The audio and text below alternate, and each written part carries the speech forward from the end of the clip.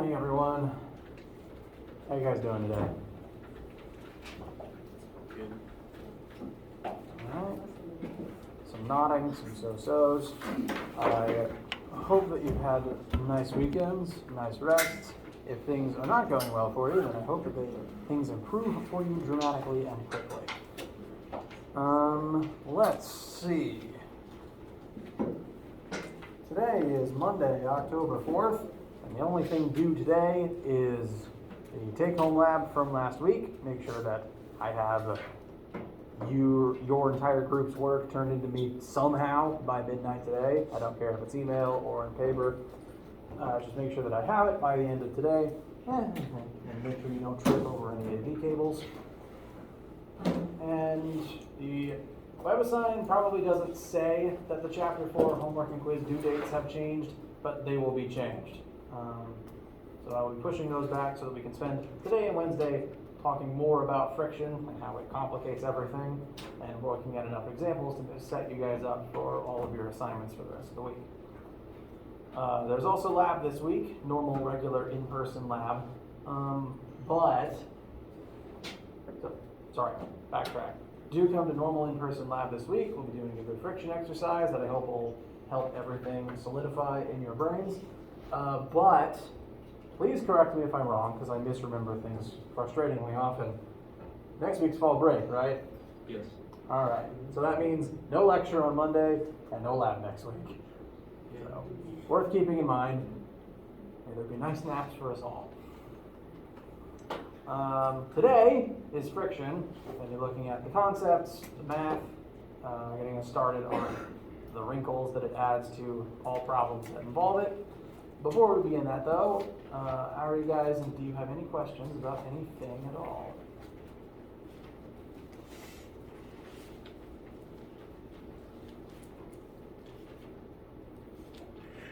All right. Well, let me know any possible questions as they come along.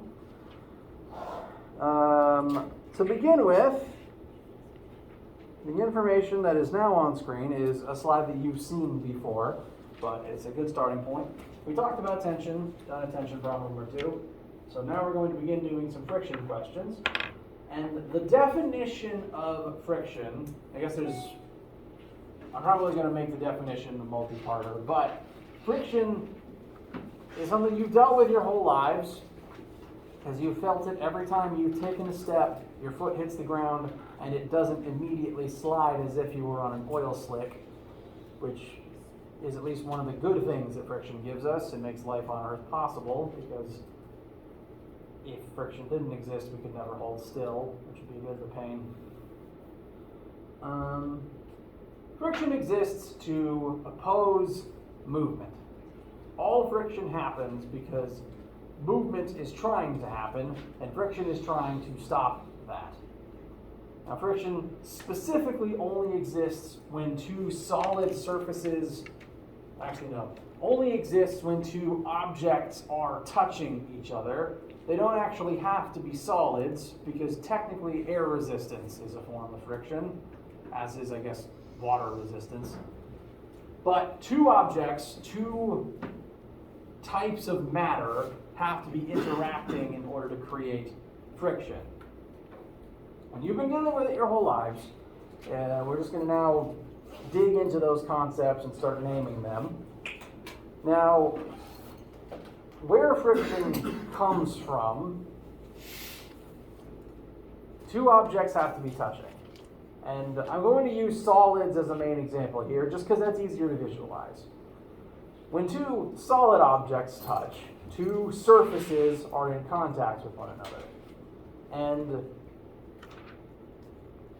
chemically speaking, physically speaking, on some level, every single surface, no matter how slick or smooth you think it is actually rough and bumpy. Every single surface. If you zoom in far enough, which I've tried to visually represent with what's on screen, we've got a bucket sitting on a table, and zooming in on where those two surfaces touch. Zoom in far enough, and you'll eventually see that those surfaces are rough and bumpy and jagged. Even if you try to make something as smooth as possible, on the molecular level, considering that most matter is empty space, and that the atoms of surfaces aren't touching, there's still gaps that could be interpreted as little jagged peaks. And doesn't matter how big they are, as long as those jagged peaks exist, then the two surfaces of the two objects are going to kind of sink into each other, like saw teeth. And I don't recommend doing this, but if you had two saws with saw teeth and the teeth sank into each other, would they want to slide across one another? No. So all objects, these ridges, when objects touch, these ridges will sink into one another, and as a result of that, they don't really want to move. And this is the case for all objects, even non-solids, to some degree. And this is why friction affects literally everything. Friction is good in that it helps make heat and it keeps us still, like keeps us stationary in one place, which is nice. But friction is also kind of a big metric pain in that any machine you design that has moving parts in it, there's going to be friction between all of those parts, making it harder for those parts to move, taking energy away from them, and eventually causing them to overheat. So friction, while it is necessary for life, is still kind of a big pain in the side of anyone who's just tried to build a machine or do energy efficiency calculations. So this is physically where it comes from. And what this does is it has the effect of resisting motion. If I was to try to push this bucket horizontally, and these teeth had sunk into each other, they would resist that. And the net effect that that has is if I'm applying a force on the bucket, then the table would exert a force in the opposite direction to try to counteract the force that I am exerting. The goal of this being that the table is trying to keep the bucket stationary and keep the bucket from sliding across it. Excuse me. Questions so far? Okay. Now, side effects of friction include objects being slower than they otherwise could be, and the generation of heat. Have you ever done this and felt your hands warm up as a result of it? It's because the peaks and valleys of one of your hand have gone into the peaks and valleys of the other part of your hand, and you are technically grinding pieces of your skin off. But sometimes you just got to stay warm. Now, talk about some math. Because this is physics, we have formulas to calculate most things. And so the formula for calculating the force of friction is as follows. Force of friction, which I'm typically going to label F subscript F, is equal to normal force times mu. This symbol, I write it like this, kind of looks like a cursive M. The computer tends to make it look like a U with an extra hook added onto it. Either way, it is mu, the lowercase Greek letter M, I think. Some people pronounce it mu, I pronounce it mu because I play a lot of Pokemon and I can't avoid that. And force of friction is therefore made up of two things. You only need two things, technically speaking, to calculate the friction between any two surfaces. The first is normal force. Let's look back at this hastily drawn bucket example. Normal force would represent the force with which the table is pushing up into the bucket because the bucket pushes down into the table. So the normal force represents the force pressing these two objects into each other. Therefore, normal force is the force with which the jagged peaks are being pressed into each other. If normal force is greater, those peaks will press harder into each other, and then it's going to be harder to make them budge free and start moving. So the more normal force in a situation, the more friction there will be. Now, friction doesn't really care what the source of the normal force is. It doesn't care if it's being caused by gravity. It doesn't care if you are just pressing into something, using your own muscles and not gravity.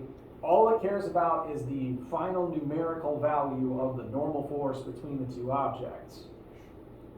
Naturally, the heavier something is, the more normal force there will be between that object and, say, the floor. Therefore, a heavier object should be harder to make slide. If you've ever tried shoving a heavy object across the floor without wheels, it's pretty tricky because there's a lot of normal force, therefore there's a lot of friction. On the other hand, looking at the formula, if normal force goes down, force of friction goes down. Think back again to a time where you were pushing a heavy object. You push, and it's just not budging.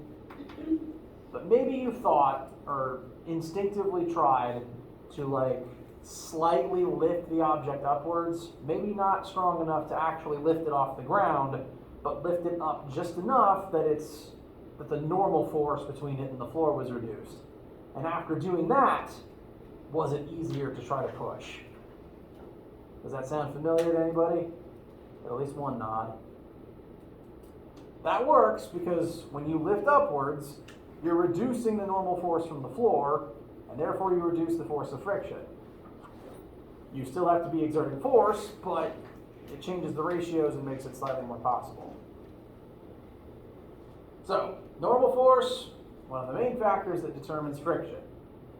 Doesn't really care what the normal force is caused by, just cares what it is, and that number is used accordingly. The other variable up here is mu. And this is the trickier part, because this is an all-new, brand-new thing that is only used when calculating friction. Now, mu has a name. It is called the coefficient of friction. Now, the normal force part of this formula talked about the force between the two objects, might even reference the weight of the objects.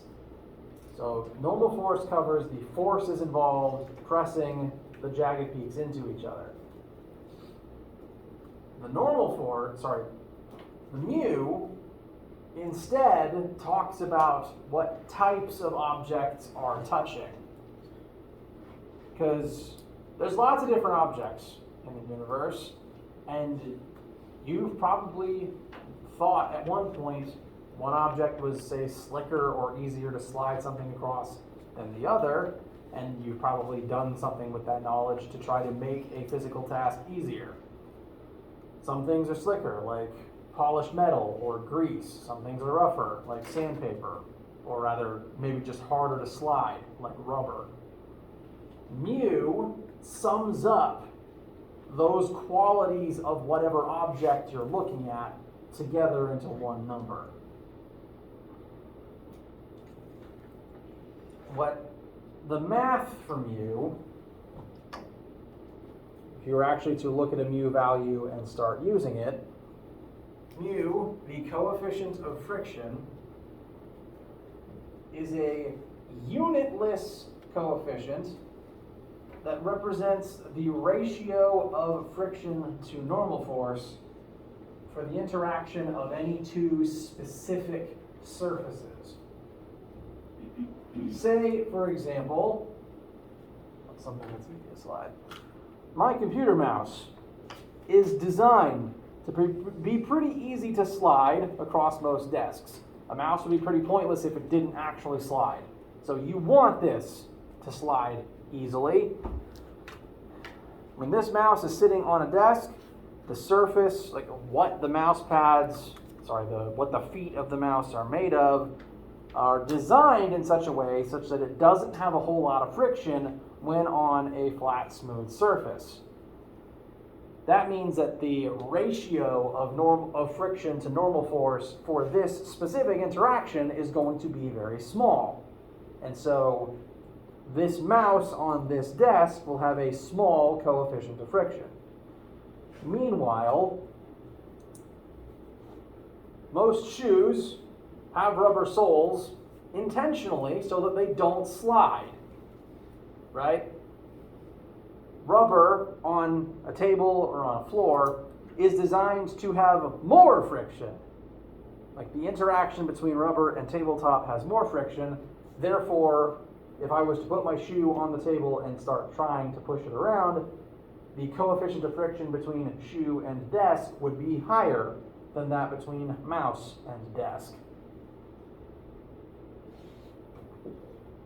There is a mu for every possible pair of interactions in the universe.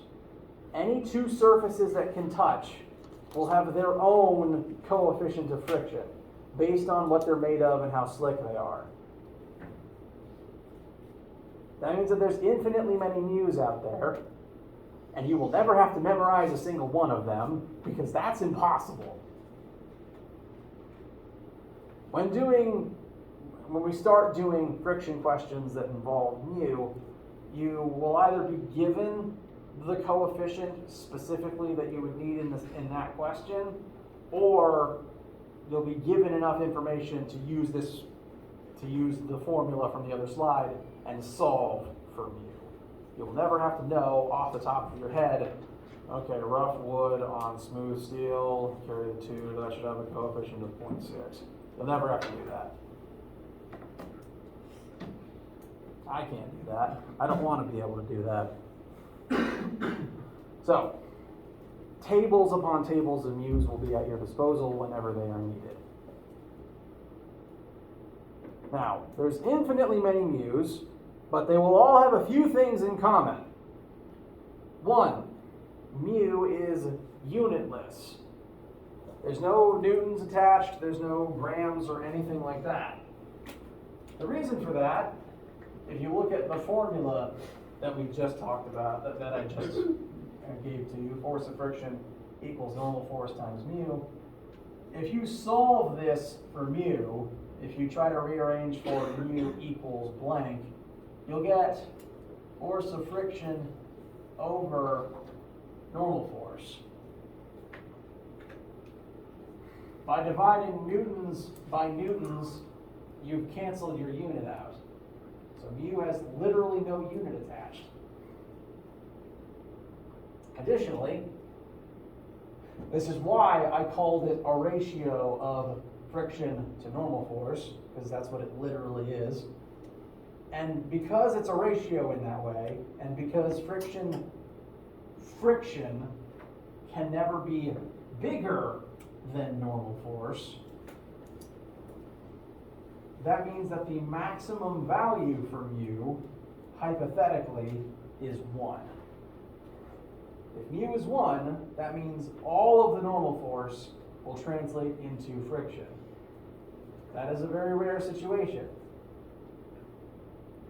Subsequently, the lowest value for friction is 0. Either friction exists and it's opposing movement, or it doesn't exist. There's no such thing as negative friction. That means that the lowest value of friction is 0, which means that the lowest value of mu is 0.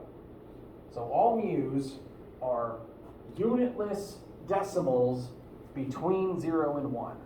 It will never be negative. It will never be bigger than 1. So if you're ever doing a question and you are asked to solve for mu, you should fully expect to get a number between 0 and 1 that is not negative. It's a sense of scale for everybody.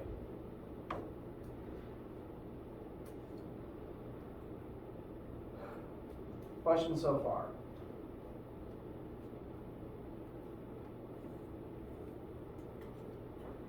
Okay. Let's apply this to a situation, do a little bit of preemptive math. I push a 250 kilogram block horizontally across the ground.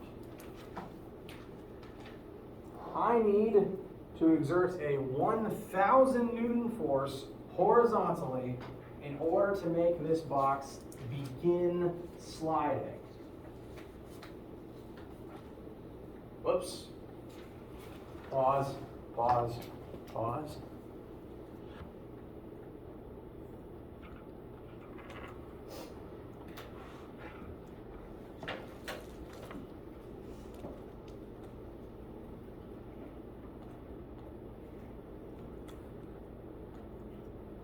There we go. If I need to exert a 1,000 Newton force horizontally to make this box begin sliding, what then must the maximum value of friction be for this box on this floor?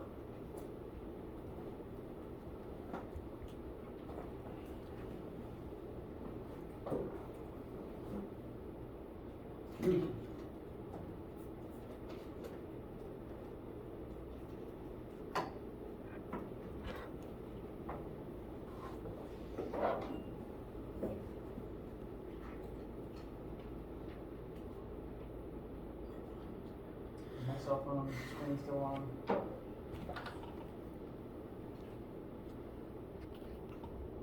Yeah. Yeah? Okay, good. Thank you. Okay, so friction questions are force questions, and because friction questions necessitate a bunch of different forces acting on the same object in a bunch of different directions, I always recommend creating a picture, a free body diagram of whatever's going on in the question to help facilitate understanding what is physically going on and making sure you can keep track of all the forces. So, let us begin by drawing said box, 250 kilograms. We are applying a 1,000 Newton force on it horizontally. We know that some amount of friction is going to try to stop us. That will oppose the direction of this force and go in the opposite direction. And because I didn't say otherwise, we can assume that this takes place on a flat surface on planet Earth. Therefore, gravity will point down, normal force will point up, and we can assume that they should be equal and opposite since we're not falling down or rising upwards.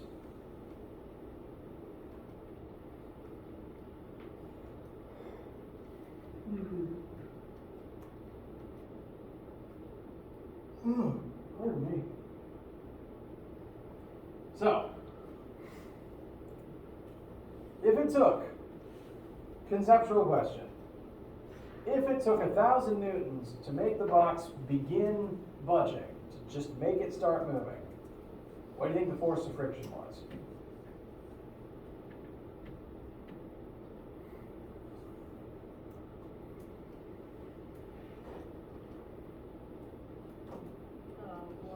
More than 1,000? Not quite.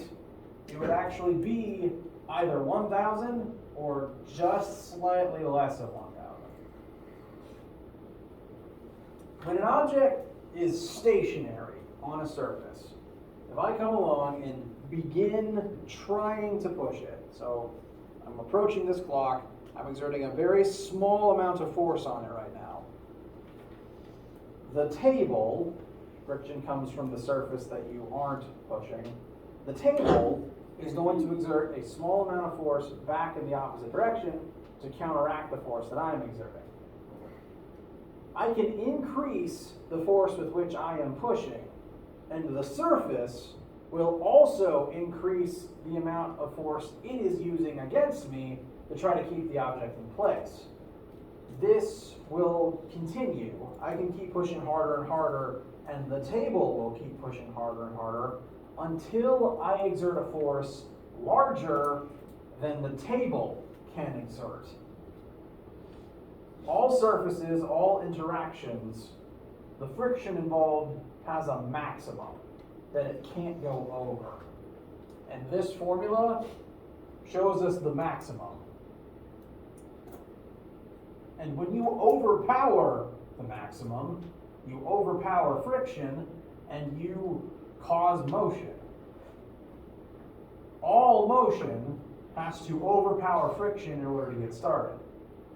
That means if I have to exert a minimum of 1,000 newtons to make this box budge, friction's maximum must be 1,000 newtons in this situation. Now, I can show you this mathematically. I don't have to just explain it. If we look at Newton's second law, we care about right now horizontal motion, so let's only look at horizontal forces and accelerations. We'll ignore the vertical for right now. The sum of all of the horizontal forces, we have our 1,000 Newton applied force, we have force of friction opposing it, same axis, opposite direction. We have a mass of 250 for our box, and if we're like just getting the box to move, then we'll look at an acceleration of 0 just for a moment. If the acceleration is 0, but it's just about to start accelerating, we're just about to break through and make it start moving, then this side would be 0. We'd have 1,000 plus friction equals 0. Therefore, force of friction would be, I guess, negative 1,000 newtons.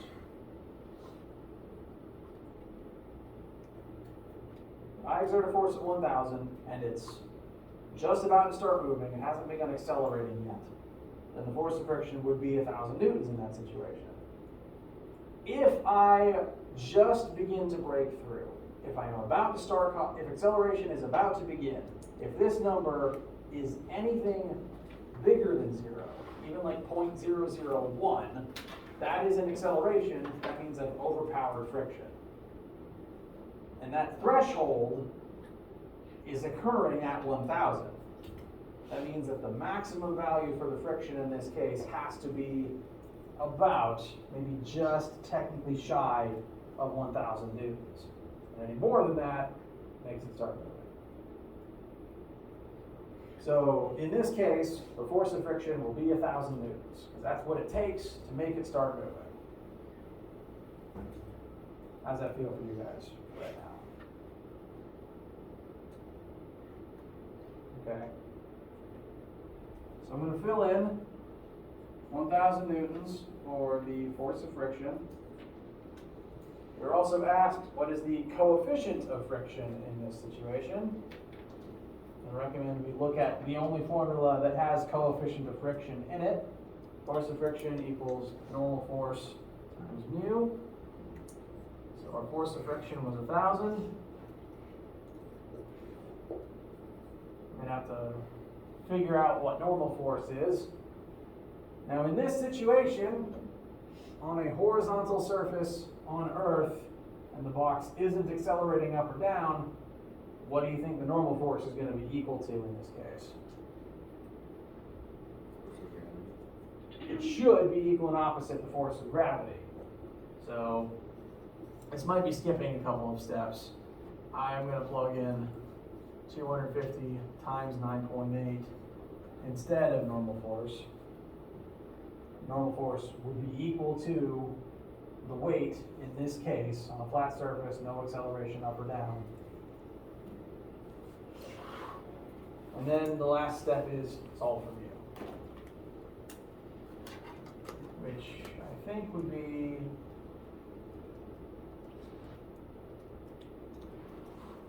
like 0.26 maybe.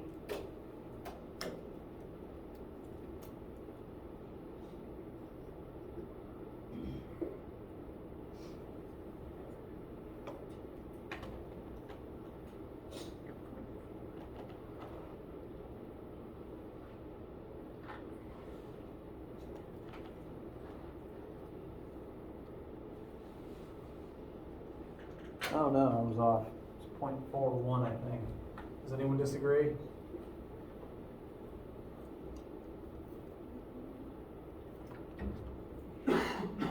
Bless you. Did anyone not get about 0.41?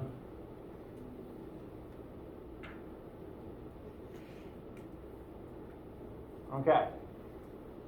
So, this is a realistic number given the parameters I mentioned earlier. It's a decimal value between 0 and 1, positive number, no unit. So, this is exactly what we were looking for. And that is everything on this slide.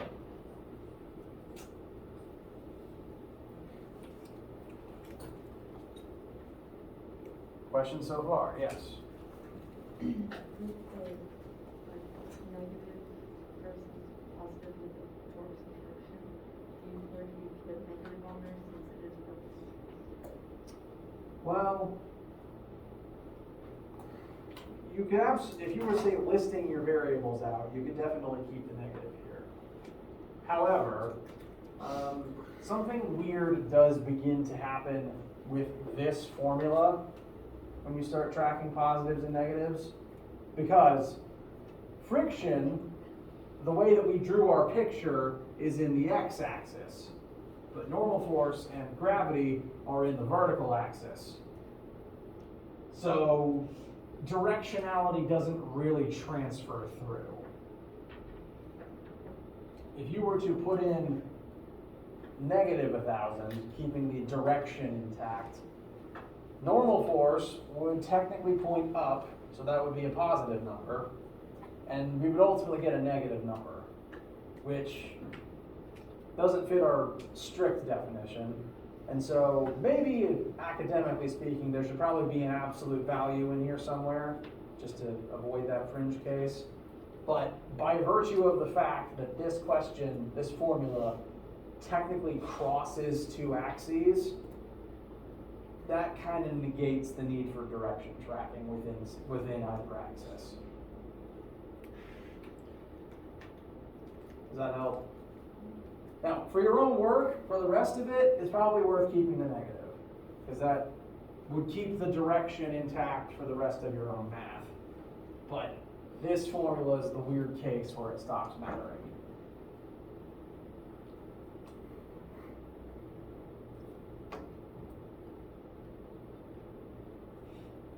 How do you guys feel about that? Anything so far?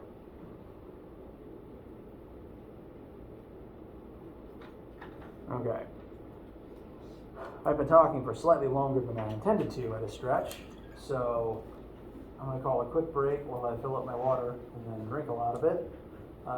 Then, when I get back, I'm going to talk about the paragraph on this slide I haven't read out loud yet, and some of the other scribblings on the board that you might have been staring at.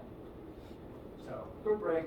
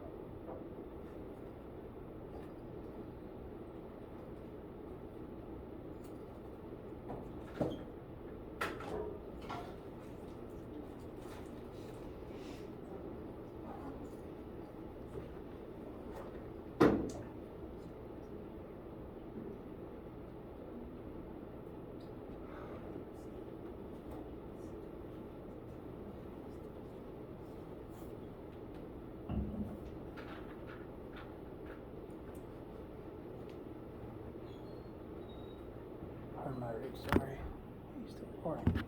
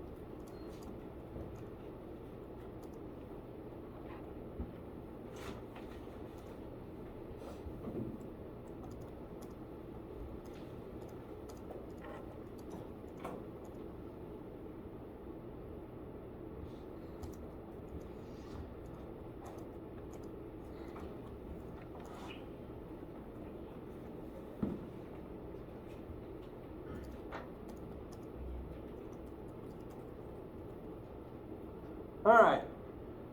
Needs, questions, etc. before we continue?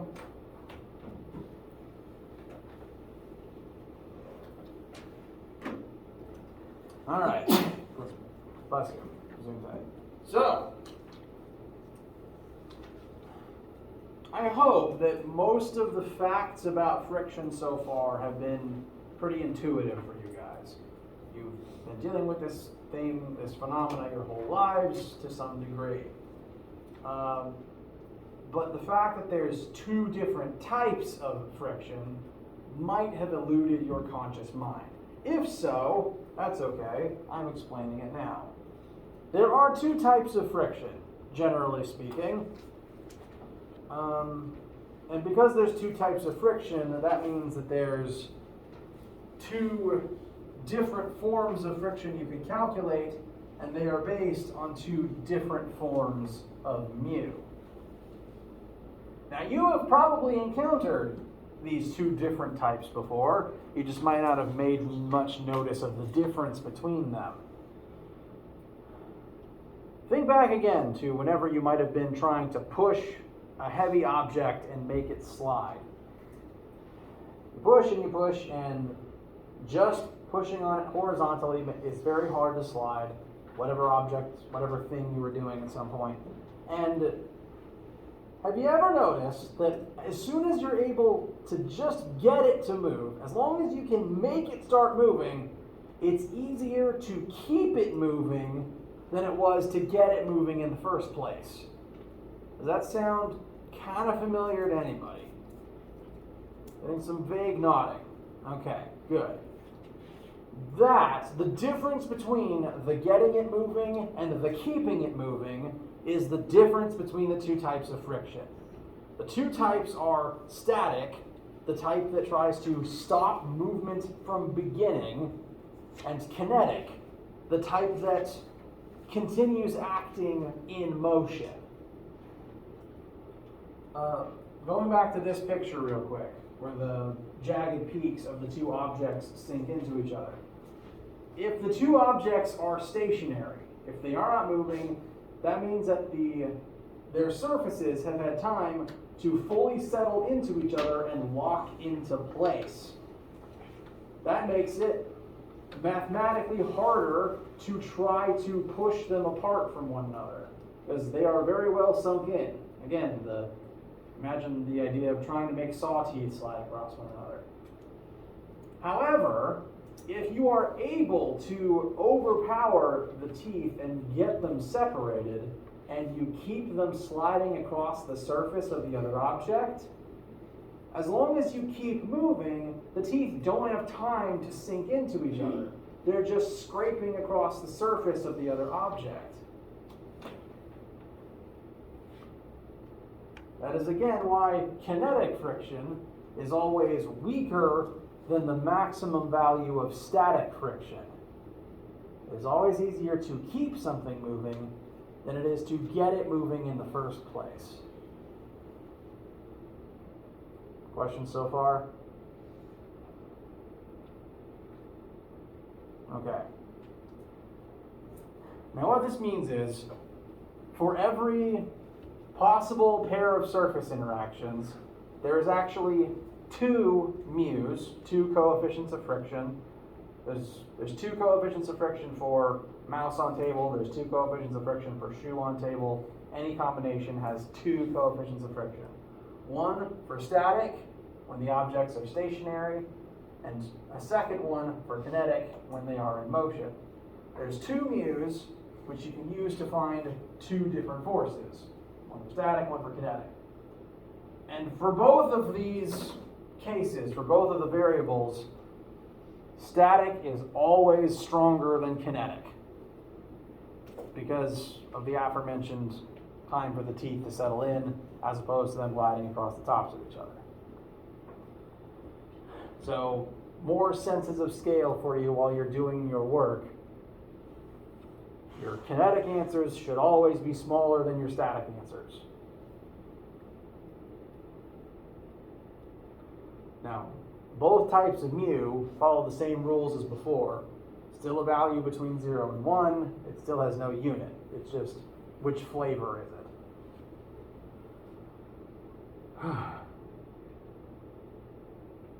So, the question we did a second ago, which type of friction did we calculate?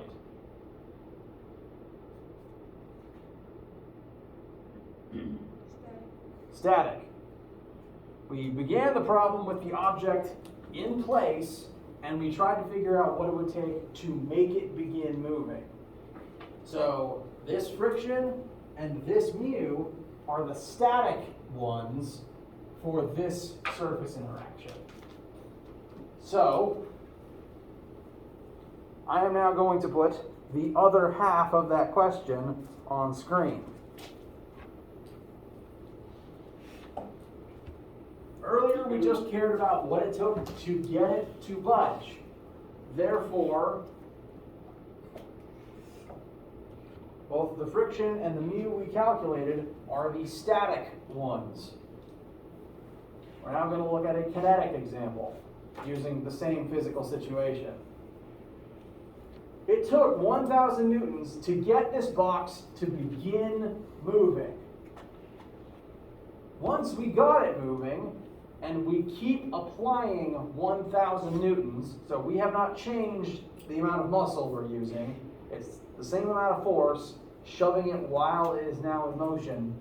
Now with this amount of applied force, the box accelerates with a rate of 1 meter per second squared. I forgot the square. It accelerates at 1 meter per second squared.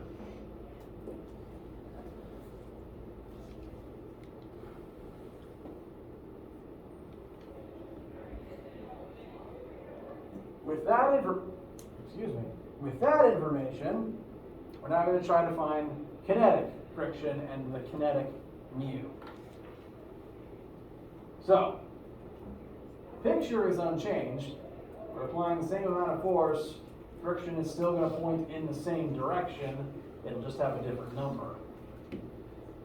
What will be different is this half of the equation.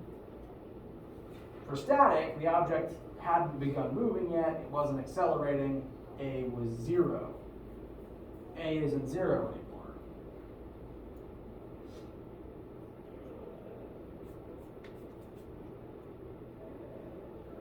Therefore,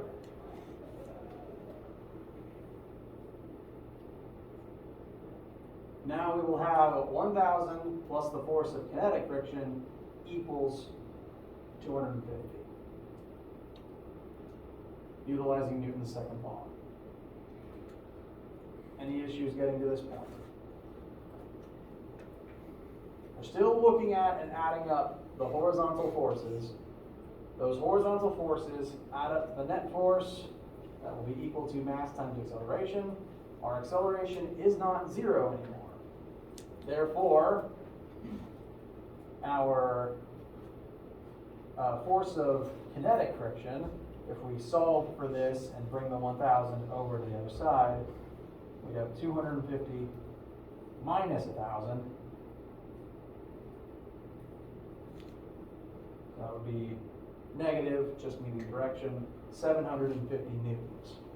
Why did my 5 look like that? There we go. Any questions about finding that number? Okay. Once we have this number, the force of kinetic friction, to find the mu, we simply have to plug it into the same formula as the same thing we did to find the mu kinetic, to find the mu static, excuse me. Just put in our different friction value.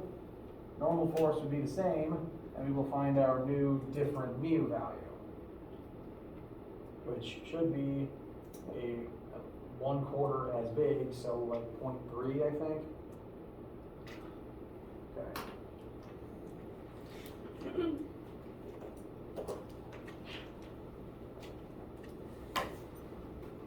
How does any of that sound / feel to you guys?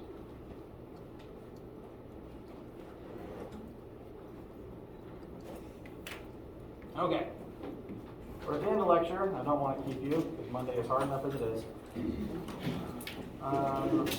Make sure your lab is done by tonight. Make sure last week's lab is done by tonight. Report to your normal lab time as usual this week. Chapter 4 homework and quiz will be pushed back to later this week. And we will spend the rest of lecture this week going over different types of examples, looking at probably some things similar to the homework, and making sure we can understand how friction is involved in all of them. Any questions? You're also allowed to stick around and ask your questions. If you don't have anything, do please have a wonderful day. Have a nice lunch. Sorry.